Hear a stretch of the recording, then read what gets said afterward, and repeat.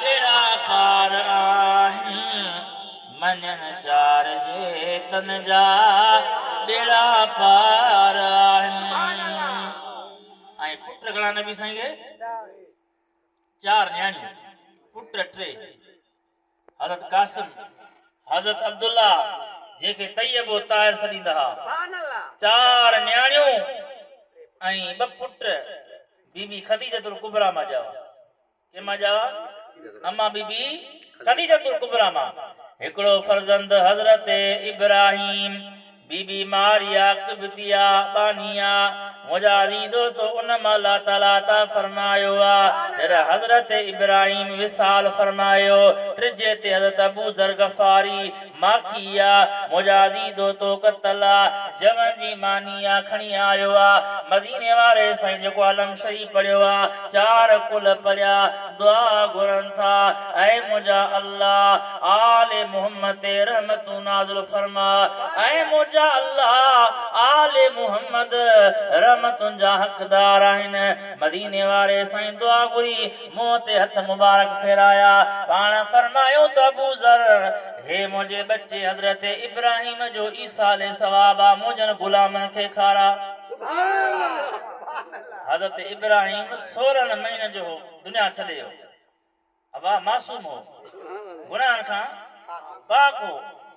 उलमा लिखनि था त इहा उम्मत खे तालीम आहे। ऐं मुंहिंजा उम्मतीयो, जेकॾहिं तुंहिंजा वॾड़ा दुनिया छॾे वञनि, दुनिया छॾण खां पोइ उन्हनि जे लाइ जेका तूं मानी कर, ताम वेरा उन्हनि खे माण्हुनि खे खारा फी सबिलिल्लाह जी नियत, त इहो मना न आहे, बिदअत न आहे, बल्कि मां मुस्तफ़ा करीम जी सुन्नत आहे। अदा हे जेको बि ख़ैर ख़ैरात माण्हू करे थो न, इहो सवाब पहुचे थो। पर जेको ॿारो कयो, यारी कयो, चालीहो कयो, अल्लाह जो नालो ज़रूर विझो। फी सबिलिल्लाह यारी शरीफ़ा, फी सबिलिल्लाह टिजो आहे, फी सबिलिल्लाह हिमानी जेका आहे 40 जी आहे। छो जो कब्र में सवाब पहुचाइण वारी ज़ात अल्लाह जी आहे। त मुंहिंजा अज़ीज़ो दोस्तो, मदीने पाक में हिकिड़ो शख्स आहे आस बिन वाल, उन जो नालो आहे काफरा। मरे थो, ॿ पुट घुराई, हिकिड़े जो नालो अमिर आहे, ॿिए जो नालो हशाम आहे। चए थो मुंहिंजा पुटड़ो मिल्कियत मां पोइ घणी छॾे थो वञा, हाणे जॾहिं मां दुनिया छॾियां गुज़ारे वञा त 100 उठ कुई करे ख़ैरात कयो। पुटनि जो बाबा ठीकु आहे, गुज़ारियो। वॾे पुट हशाम 50 उठ पंहिंजे हिसे जा पुठा, बाबा बाबा वसत करे त 100 उठ कुजो, मुंहिंजे हिसे में चवंदा 50 उठ, मां कुआं थो, हाणे तूं कोई न कोई तुंहिंजी मर्ज़ी। नंढो चए थो त मां मदीने वारे मीर जो सहाबी आहियां।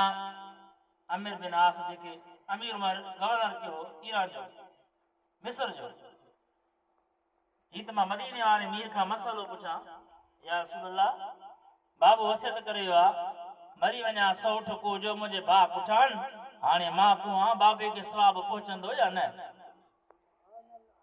मदीने वारे मीर जी खिदमत में आयो, दरबार में आयो, चओ सुभान अल्लाह। के जी दरबार में? अरे यही दर है जहां शाह ने दुनिया सिर झुकाती है, अरे सवाली बन के आते हैं, मुरादे लेके जाते हैं।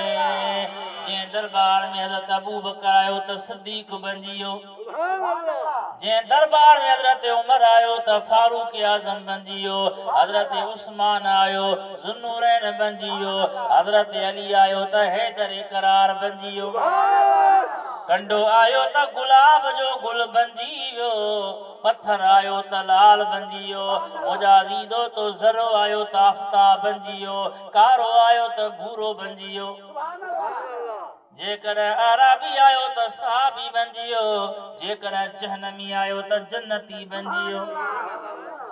मेरे करीम से गर कतरा किसी ने मांगा, दरिया बहा दिए गुर्बे बहा दिए, करीम से गर कतरा किसी ने मांगा। उहा दरबार आहे जितां को साहिल खाली न वियो आहे, न खाली कोई मोटियो आहे। मुंहिंजे महबूब जे दर तां